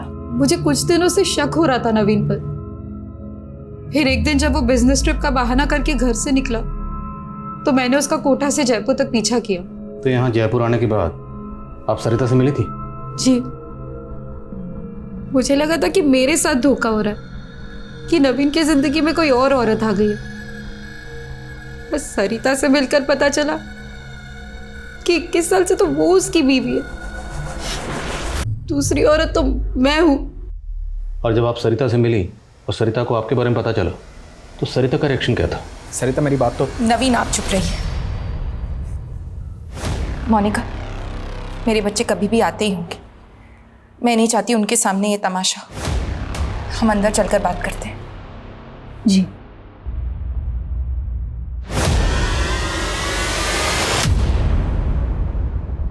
मैं तुम्हारा गुस्सा समझ सकती हूँ मोनिका, लेकिन मैं तय नहीं कर पा रही हूँ कि मुझे क्या करना चाहिए। मेरे बच्चों का क्या होगा? देखो सरिता, अगर तुम नवीन के साथ रहना चाहती हो तो मैं उसे तलाक दे दूंगी और तुम्हारे रास्ते भी कभी नहीं आऊंगी। सरिता, सोचो, क्या तुम नवीन के साथ सच में रहना चाहती हो? जिस इंसान ने हम दोनों को इतने टाइम से धोखा दिया, वो तो कल अपने बच्चों को भी धोखा दे सकता है। तुम आराम से इस बारे में सोचो और फिर फैसला लेना। और क्या फैसला किया सरिता ने? पता नहीं सर, पर मैंने अपना फैसला कर लिया था। मैं नवीन को छोड़ने वाली थी और जितना मैं सरिता को समझी, मुझे लगता है वो भी नवीन के साथ नहीं रहती। वो सिर्फ और सिर्फ अपने बच्चों की वजह से असमंजस में थी। लेकिन सरिता का ये वीडियो तो कुछ और ही कहता है। मोनिका, जो कुछ भी हुआ तुम्हारी वजह से हुआ। तुमने तबाह कर दी मेरी जिंदगी। नहीं मैम, नहीं, ऐसा नहीं हो सकता। मुझे नहीं लगता कि सरिता को मुझसे कोई भी प्रॉब्लम थी। आई एम श्योर उसने इमोशन में आके ये सब कहा है।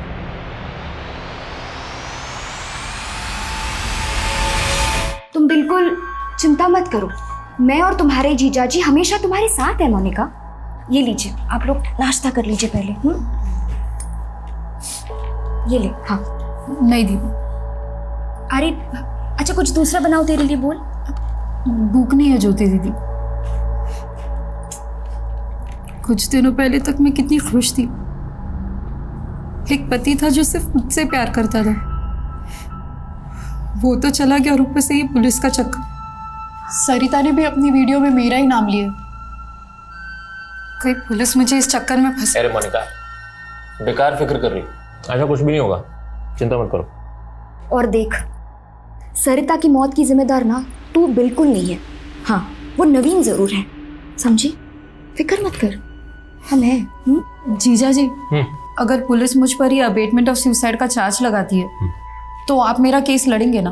अरे ये भी कोई पूछने वाली बात है? और ऐसा कुछ भी नहीं होगा, फिक्र मत करो।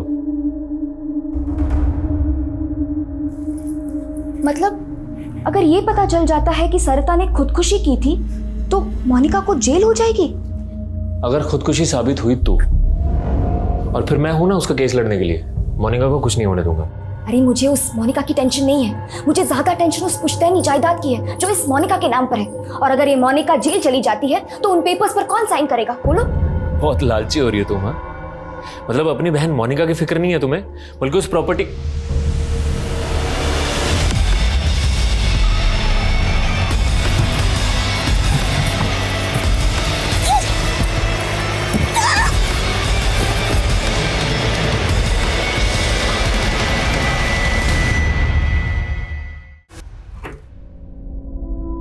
नमस्ते भाई साहब। नमस्ते। ये गुड्डू भाई से ना दवा भेजी। अंदर आजा। अंदर? अरे बड़ी रकम है, गिन के लेगा ना, चल आजा अंदर।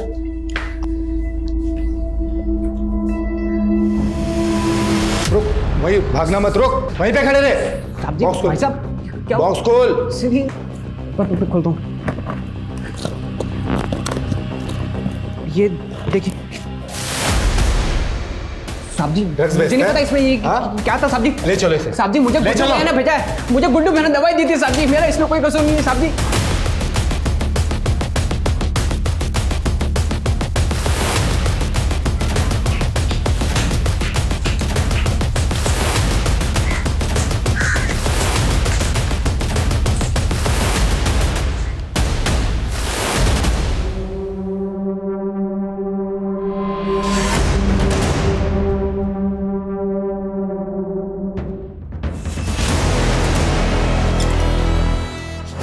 भैया कहाँ थे आप सारी रात? ये क्या छुपा रहे हो आप? दिखाओ मुझे। शराब माँ को गुजरे हुए अभी 1 हफ्ता भी नहीं हुआ और आपने ये सब शुरू कर दिया।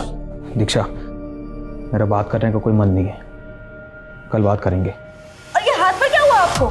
नहीं कुछ नहीं हुआ, कुछ नहीं हुआ। Good night. भैया सुनो तो सही।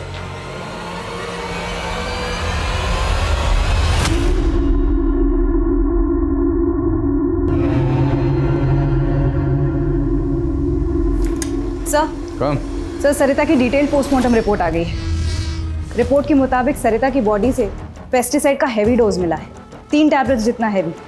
सर, ये पॉसिबल ही नहीं है कि इतना हैवी डोज खाने में मिलाकर दिया जाए और खाने वाले को पता ही ना चले। घर से ये फूड आइटम्स कलेक्ट किए, उसमें कुछ मिला? नहीं सर, किसी भी खाने की चीज़ में किसी भी तरीके का पेस्टिसाइड का ट्रेस नहीं मिला है। डॉक्टर्स का कहना है कि इतनी हैवी डोज लेने के बाद सरिता को वॉमिट होनी ही होनी थी, लेकिन वो कुंभकर्ण नवीन वो वहीं सोता रहा, उसकी आँखें नहीं खुली। तो हो सकता है सरिता को पेस्टिसाइड्स इस नवीन ने दी। सर, अगर ये नवीन कॉमन थ्रेड है तो मोनिका की मौत का पैटर्न बिल्कुल अलग है। उसकी मौत गला घुटने की वजह से हुई। वो तो होना ही था, 2 औरतों का कत्ल हुआ, और जिन 2 औरतों का कत्ल हुआ वो दोनों की दोनों नवीन की बीवियाँ। अब अगर वो दोनों को एक ही पैटर्न से मारता तो सीधा सीधा शक इसी पे जाता। शातिर खिलाड़ी। अब इससे इसी के तरीके से पूछताछ करनी पड़ेगी। सर, मेरी नवीन की बेटी दीक्षा से बात हुई थी। उसका कहना है कि नवीन रात से घर ही नहीं आया। कहीं नवीन फरार तो नहीं हो गया है? सर, नवीन अग्रवाल आया।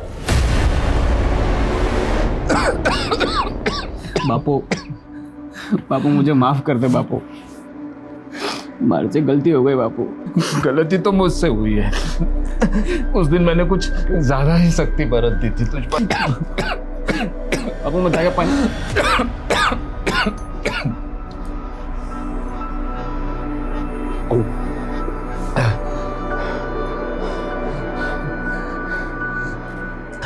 बेटा, ये पूनम है, मेरे स्वर्गवासी दोस्त की बेटी। मेरी बीमारी में इसी ने मेरा ध्यान रखा है। इसका कोई नहीं है बेटा, इससे शादी कर ले, सुखी रहेगा तू। भागा नहीं था सर मैं, वो समझ में नहीं आ रहा था बच्चों का सामना कैसे करूं। अपने दोस्त ऋषिकांत के यहाँ रुक गया था, आप चाहे तो फोन करके कंफर्म कर लीजिए। पूरी तैयारी करके आए, पर कोई फायदा नहीं है, क्योंकि तुम्हारी दोनों बीवियों की मौत का प्राइम सस्पेक्ट तू ही है। बोल, क्यों मारा दोनों को? सर मैंने नहीं मारा सर। अरे मारा तो मुझे किस्मत ने है सर। 21 साल का था मैं, सिर्फ 21 साल का सर। मेरे राक्षस बाप ने उस सरिता को मेरे गले बांध दिया था।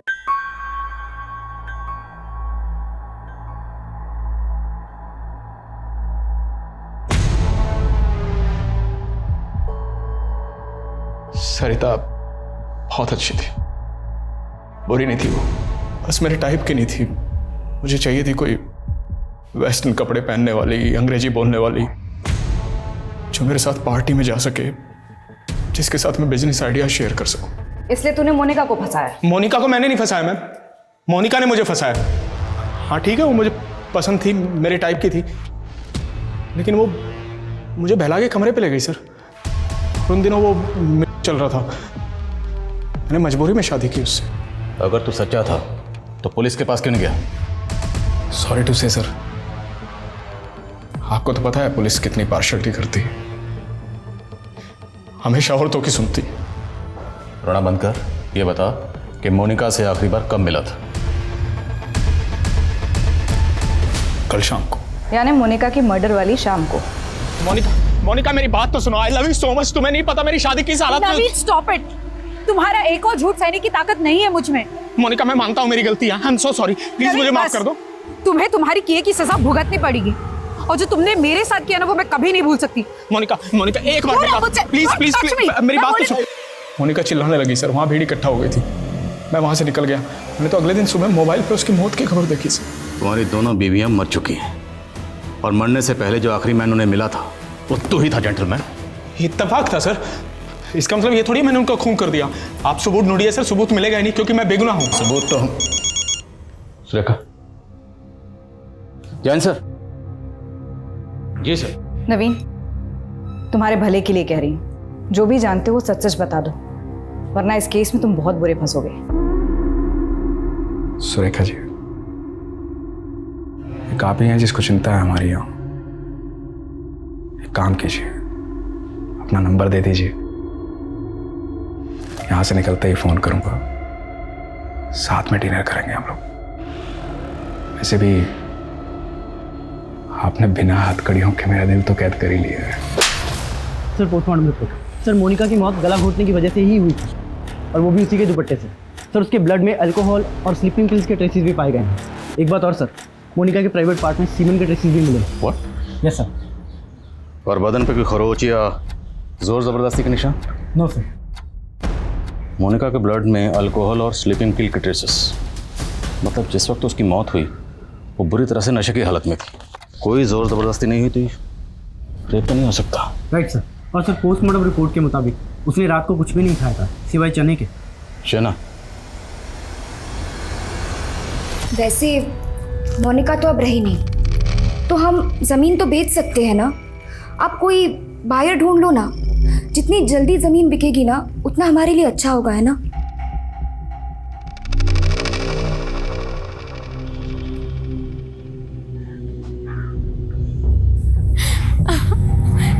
नहीं जाने दो। नहीं मजा आ रहा है। नहीं नहीं नहीं।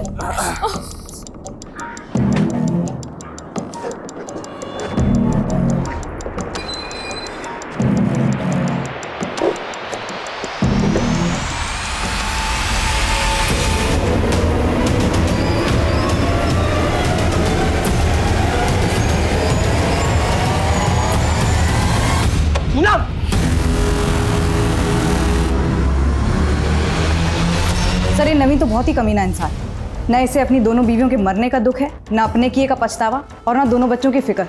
सर निहायत ही मतलबी आदमी है, सिर्फ अपने बारे में सोचता है। हाँ, लेकिन हमारे पास इसके खिलाफ कोई ठोस सबूत नहीं है। बिना सबूत के उसे ज़्यादा वक्त तक यहाँ नहीं रख सकते। सर लेकिन हम उसे सर मोनिका की कॉल डिटेल्स। सर वारने से एक दिन पहले मोनिका की अजमेर के एक बैंकर से बात हुई और सर उसने एक कैब ड्राइवर योगेंद्र को भी कॉल किया था। मेरी योगेंद्र से बात हुई है सर, उसने कंफर्म किया है कि वो मोनिका को अजमेर एक बैंक में लेकर गया था और उसके बाद उसने यहाँ जयपुर लाकर उसे छोड़ दिया था। मोनिका वाज बैंकर, तो हो सकता है अजमेर अपने किसी बैंक के काम से गई हो। नहीं सर, यही तो इंटरेस्टिंग बात है सर, वहाँ वो अपने बैंक की ब्रांच में नहीं गई थी, किसी और ही बैंक में गई थी। मोनिका ने आखिरी कॉल किसे किया था? सर ज्योति को, मोनिका की बहन है सर, जयपुर में ही रहती है। हिम्मत कैसे हो गई तारी, हिम्मत कैसे हो गई तारी?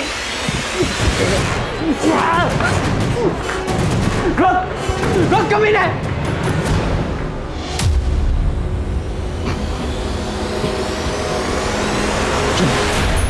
माफ कर दीजिए, गलती हो गई। क्यों किया तूने ऐसा? तुझे पता है मैं तुझे कितना प्यार करता हूं। बापू को वचन दिया था कि तुझे अच्छे से रखूंगा और रख रहा हूं ना मैं। फिर तूने ऐसा क्यों किया? माफ कर दीजिए मुझे, शादी के पहले से जानती थी उसे, अचानक मिला तो बहक गई। माफ कर दीजिए, अब आइंदा नहीं होगा। मैम, मेरी बहन मोनिका बहुत ही भली थी, वो उस कमीने नवीन ने सब कुछ किया है। मैंने उसको बहुत मना किया मैम कि मत कर उससे शादी, पर उसने मेरी एक भी बात नहीं मानी मैम। मोनिका जब जयपुर आई थी तो आप लोगों के घर रुकी थी, फिर ऐसा क्या हुआ कि उसे यहाँ से जाना पड़ा? मोनिका को जब सरिता और नवीन के बारे में पता चला तो वो बहुत ज़्यादा अपसेट हो गई थी और वो यहाँ पे हमेशा गुमसुम सी बैठी रहती थी। फिर एक दिन पता नहीं क्या हुआ, वो बोली कि मुझे अकेले रहना है। मैंने उसे रोकने की बहुत कोशिश की, लेकिन वो नहीं मानी। काश मैंने तब भी उसे यहाँ रोक लिया होता। बस कर पूनम, मत रो, मत रो। मैंने तुझे माफ कर दिया पूनम, मुझे भी माफ कर दे पूनम। हम सब कुछ भूल जाते हैं पूनम।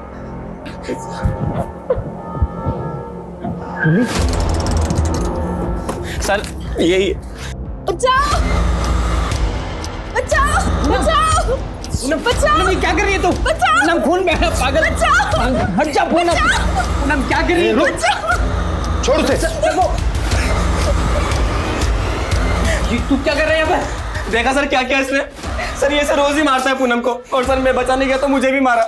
तुम चुप क्यों हो पूनम, बताओ ना सर को। जी, ये मुझे बहुत पीटता है, कभी बेल्ट कभी चप्पल जो दिख जाए। पूनम, ये देख। नाटक मत कर। सर हमारी बात ले जाओ इसे। इसका कोई प्लान है सर, इसका कोई प्लान है सर। सर मेरी बात तो सुनिए सर।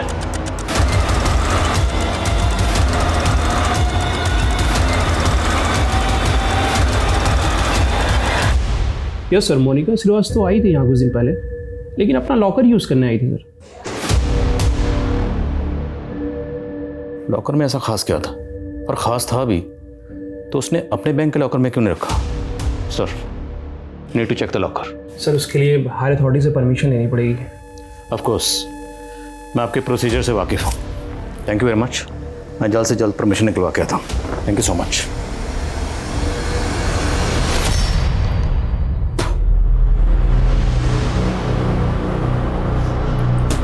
क्या कर रहे हो भाई साहब? अबे शुगर मना, तेरे मुंह पे नहीं दूंगा मैंने। सो जा कंबल ओढ़कर। तो गुंडा कर दिए, साहब जी ने जाके बोल दूंगा मैं। अबे गुंडा बोला मेरे को? हाँ गुंडा बोला, गुंडा बोला मेरे को, गुंडा बोला। गुंडा बोलते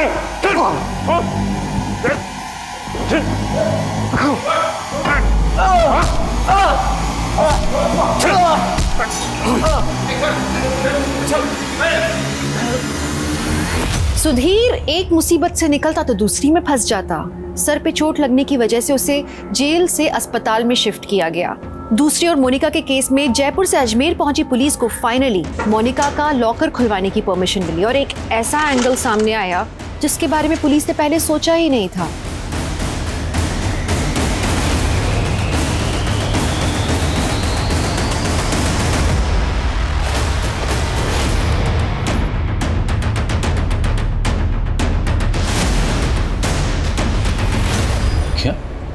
मोनिका एक विसल ब्लोअर थी?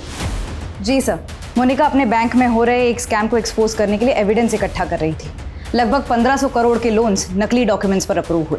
पिछले 15 साल से सिर्फ छोटे छोटे अमाउंट का ये स्कैम हो रहा था, इसलिए लोगों की नज़र में नहीं आ रहा था। तो क्या मोनिका और सरिता के केसेस को आपस में कनेक्ट करके हम कोई गलती कर रहे हैं? क्योंकि मुमकिन है मोनिका के कत्ल के पीछे इस स्कैम में से कोई हो। सर, मोनिका को जिसने मारा वो उसे अच्छे से जानता था। मोनिका अपने बैंक में फ्रॉड कर रहे लोगों के साथ इतनी आसानी से नहीं जाती। करेक्ट, लेकिन अब हमें आईडी से कांटेक्ट करना होगा और ये सारा डाटा उन्हें हैंड ओवर करना होगा। Let them investigate.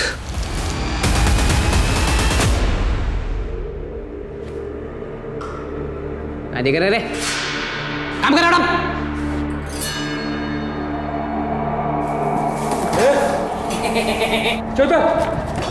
साहब मच्छर गड़ा, मच्छर काट रहे हैं। माफ कर दो साहब। वो पूनम हमारी बीवी है साहब, हमारी बीवी है। इस स्कैम को एक्सपोज करने के लिए मोनिका ने अपनी जान खतरे में डाल दी। नाउ इट्स योर रिस्पॉन्सिबिलिटी कि मोनिका ने जो मिशन अधूरा छोड़ा उसे आप अंजाम तक पहुंचाएं।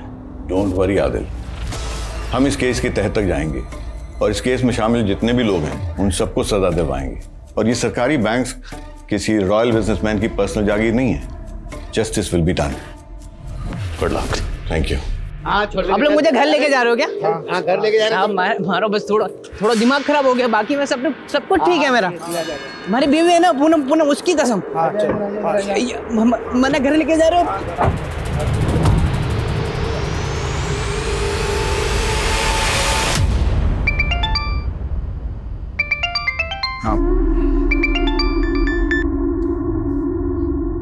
सॉरी मेरी जान, बहुत दिन हो गए ना बात हुए, लेकिन जल्दी मिलने आ रहा हूँ मैं। अब कोई जरूरत नहीं आने की। मैंने तुमसे शादी इसलिए नहीं की थी कि तुम मुझसे बार बार दूर जाओ। बहुत हो गया अब। ये सोच लेना कि मैं तुम्हारे लिए मर चुकी हूँ। मैं जा रही हूँ घर छोड़ के।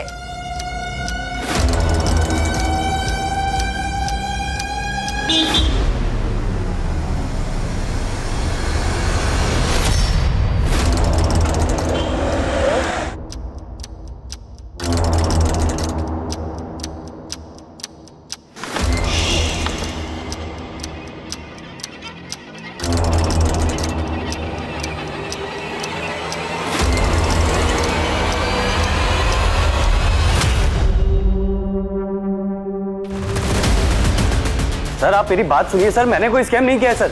सर आप कहाँ लेके जा रहे हैं मुझे? सर मेरी बात तो सुनिए। अरे ज्योति, हाँ अरे डील हो गई है फाइनल, कल पैसा मिल जाएगा हमें एडवांस। अच्छा हाँ सर, अशोक नाम का एक कांस्टेबल है जो उसी यहाँ पोस्टिंग होकर आया है। सर उसने एक मर्डर केस के बारे में बताया।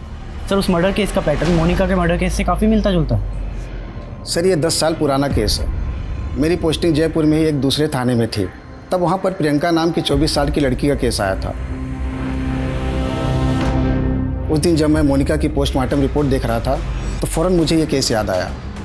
उसके इंटेस्टाइन में चने मिले थे और प्रियंका को भी उसी के दुपट्टे से गला घोट कर मारा गया था। बियर की बोतल भी मौका वारदात पर मिली थी। विक्टिम के साथ सेक्स हुआ था, रेप नहीं। और जहाँ पर विक्टिम की बॉडी मिली थी उसे वहाँ नहीं कहीं दूसरी जगह पर मारा गया था, ठीक मोनिका की तरह। उस केस में मुजरिम पकड़ा गया था? नहीं सर।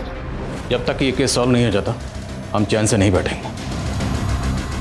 आई थिंक हमें इस केस को देखने का नज़रिया बदलना पड़ेगा।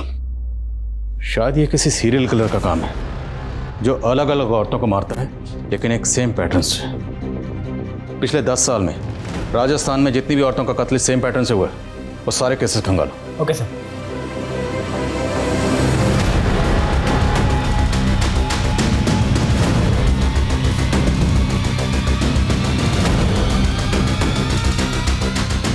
सर टोटल 6 केसेस मिले हैं। 2004 में 1, 2008 में 2, 2010 में 2 और 2017 में 1। 2004 में जिस लड़की का कत्ल हुआ उसकी उम्र थी 24 साल और 2008 में जिसका हुआ उसकी उम्र 28 साल। Correct sir. एक पैटर्न है। 2010 में जो लड़की मारी गई उसकी उम्र 30 साल और 2017 में जो लड़की मारी गई उसकी उम्र 37 साल। 2004 में उसने जो पहला कत्ल किया था अब लड़की की उम्र थी 24 साल। अगर हम ये मान लें सपोज कि उस वक्त उसकी उम्र भी 24 साल रही होगी तो 2008 में उसकी उम्र हुई 28 साल और सर अब तो उसकी उम्र लगभग 40 साल हो गई। सर अगर मोनिका से जुड़े हुए केस में लोगों को देखें तो उसके जीजा कैलाश और पति नवीन दोनों लगभग 40 के आसपास थे। पता लगाओ क्या नवीन और कैलाश का क्राइम सीन से कोई कनेक्शन है? आई थिंक अब हमारा तीर निशाने पर लगने ही वाला है।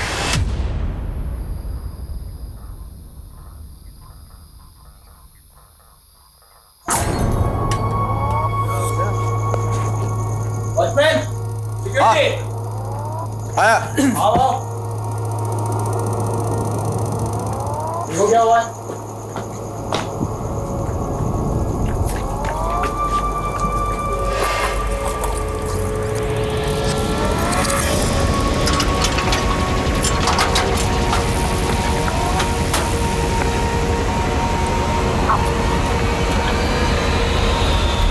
सर खबरियों से पता चला मोनिका और ज्योति के पास एक पुश्तैनी जमीन थी जो अब ज्योति और कैलाश मिलकर बेच रहे हैं।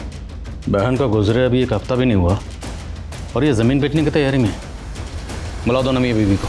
सर देखिए, अब वो ज़मीन ज्योति की है और अगर हमें उसकी अच्छी डील मिल रही है तो उसको बेचने में दिक्कत क्या है सर? जब तक केस का फैसला नहीं आ जाता आप वो ज़मीन नहीं बेच सकते।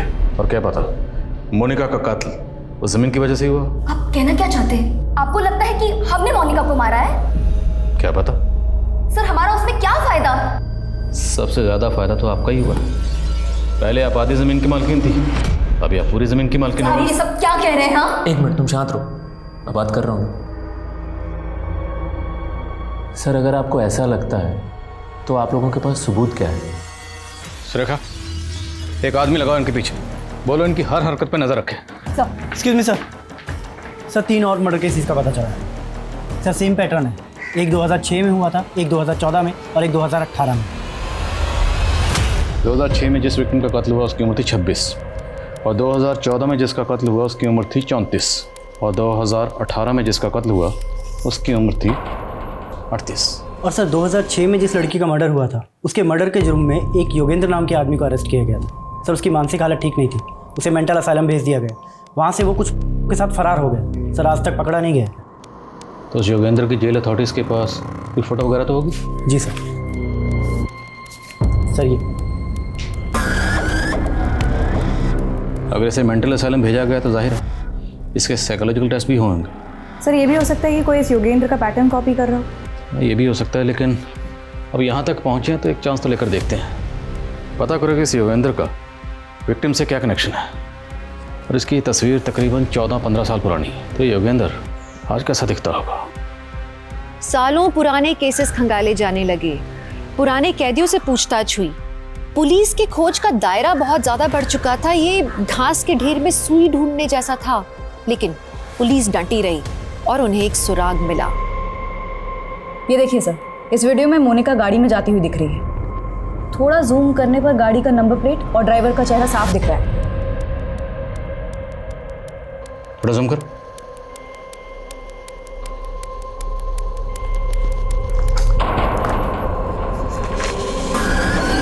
चौदह 15 साल पहले योगेंद्र कुछ ऐसा दिखता था और अब दोनों तस्वीरों को गौर से देखो, मैच कर रही? सर लग तो रहा है। इस गाड़ी की डिटेल निकलो, पता करो ये गाड़ी किसकी, तुरंत। सब आकृति मैडम। जी सर, कार के ओनर का पता चल गया है, उसी की प्राइवेट टैक्सी है, यहीं जयपुर का है। मैडम जी आप जयपुर में पहली बार आई है? जी। आप जयपुर आई हैं तो आपको हवा महल जरूर देखना चाहिए। सर अभी अभी मेरी कैब ऑनर से बात हुई है। उसका कहना है सीसीटीवी में जो मोनिका के साथ कैब ड्राइवर है उसका नाम दिलीप है, उसकी उम्र 40 साल है और हाँ थोड़ी देर पहले एक सवारी लेकर जोधपुर के लिए निकला है। इस दिलीप की तस्वीर जोधपुर हाईवे पर सब जगह सर्कुलेट करवा, सारे टोल नाका, सभी पेट्रोलिंग टीम, सबको अलर्ट भेजो। कहीं भी ऐसी कोई भी कार नजर आए हमें तुरंत इन्फॉर्म करें।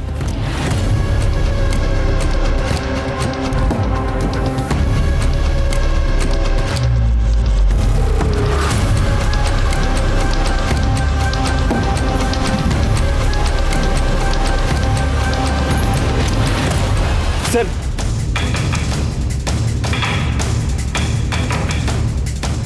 सर गाड़ी ने अभी अभी जोधपुर हाईवे से लेफ्ट टर्न लिया है। नजर रखो उस पे और फॉलो करते रहो उसे। Okay sir.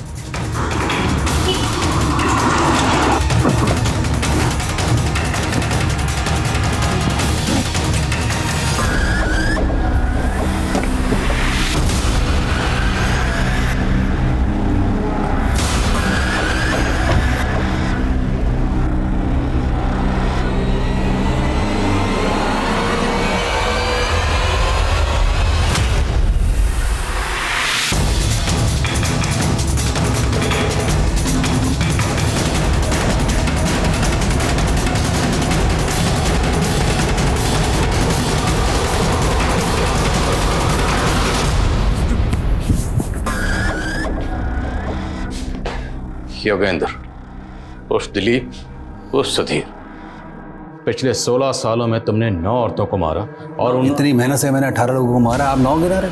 अगर मैंने 9 को मारा तो बाकी क्या 9 आपने मारे। ये सबसे पहले शुरू हुआ है मेरी जो बीवी थी ना पूनम। पूनम ने मारे को धोखा दिया, उसने झूठे केस में जेल भेज दिया। ड्रग सप्लाई का इल्जाम तो पैसे ही था। कोर्ट ने सजा सुना दी और 1 साल के बाद जब मैं वापस आया, तूने पूनम को मारा बदला लेने के लिए, बाकी औरतों को क्यों मारा? मेरा बदला कहां पूरा हुआ था। ये सारी औरतें ऐसी हैं, इसलिए मुझे जो जहां मिलती गई मैं मजे लेता गया, मारता गया, मजे लेता गया, मारता गया। इन औरतों के साथ ऐसा ही करना चाहिए, यूज एंड थ्रो।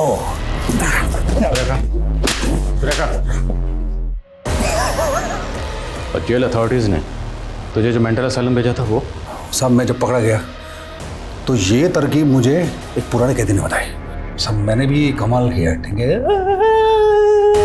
काला बोला दीवार बोले।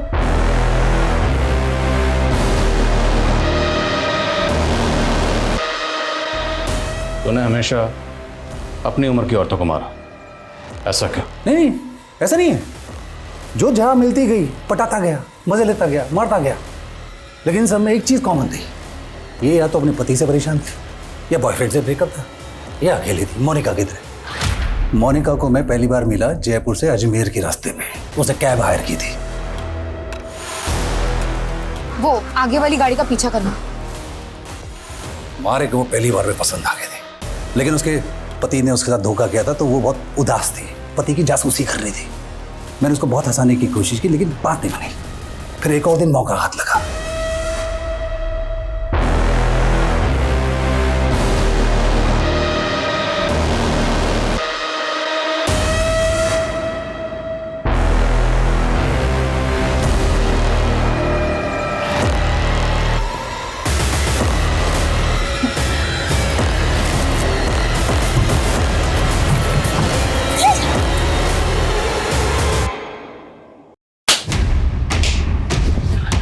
जेल अथॉरिटीज ने सही किया था जो तुझे मेंटल असाइलम भेजा, क्योंकि तेरी असली जगह वहीं है।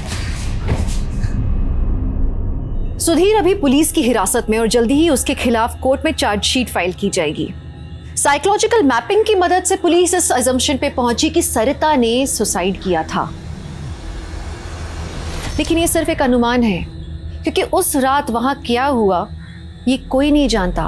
उस रात वहां सिर्फ 2 लोग मौजूद थे, एक नवीन जो हैवी डोज स्लीपिंग पिल के लेके सो रहा था, और दूसरी सरिता जो हमारे बीच में है ही नहीं। दूसरी तरफ मोनिका एक इंडिपेंडेंट और बहादुर लड़की थी। उसने 1500 करोड़ के स्कैम का खुलासा किया। समझ ये नहीं आता कि मोनिका जैसी समझदार लड़की उस सुधीर के झांसे में आई कैसे। इसका एक कारण ये हो सकता है कि मोनिका मानसिक रूप से डिस्टर्ब थी। उसने अपने पति और बहन से धोखा खाया था और उसी नाजुक हालत में वो सुधीर की बातों में आ गई।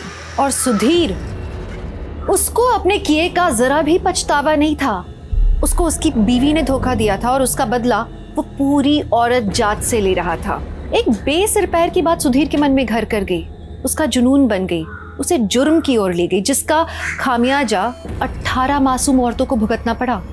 आप जानते हैं हमारे देश में मानसिक स्वास्थ्य पर खास ध्यान नहीं दिया जाता है।